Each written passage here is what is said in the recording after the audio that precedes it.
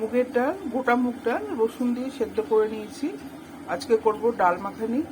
কুকিংটা তাড়াতাড়ি করার জন্য আর ভিডিওটা তাড়াতাড়ি করার জন্য ডালটা আগে থেকে আমি সেদ্ধ করে নিয়েছি। এবার আমি রান্নাটা করছি। ডাল মাখানি আপনারা অনেক ডালই খেয়েছেন।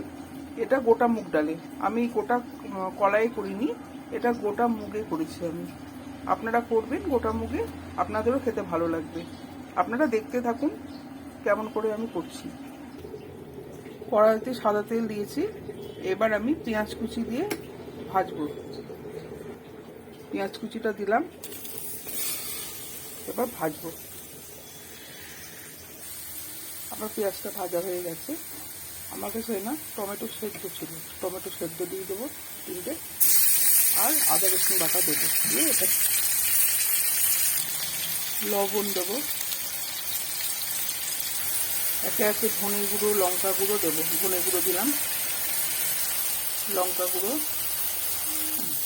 রঙের জন্য একটু কাশ্মীরি মির্চ। আমার কষানো হয়ে গেছে ভালোভাবে। এবার সেদ্ধ ডালটা দেবো। সেদ্ধ ডালটা দিয়েছি, একটু মশলাটা মাখিয়ে তারপরে জল দেবো। আপনারা কেমন করে করেন আমাকে জানাবেন, আমিও ট্রাই করব। এবার জল দিচ্ছি।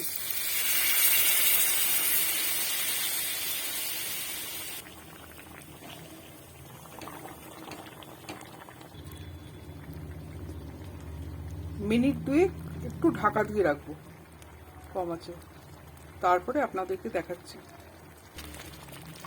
ঢাকনা খুলে একটু নেড়ে দিয়েছি। এবার একে একে কসুরি মেথি, ক্রিম,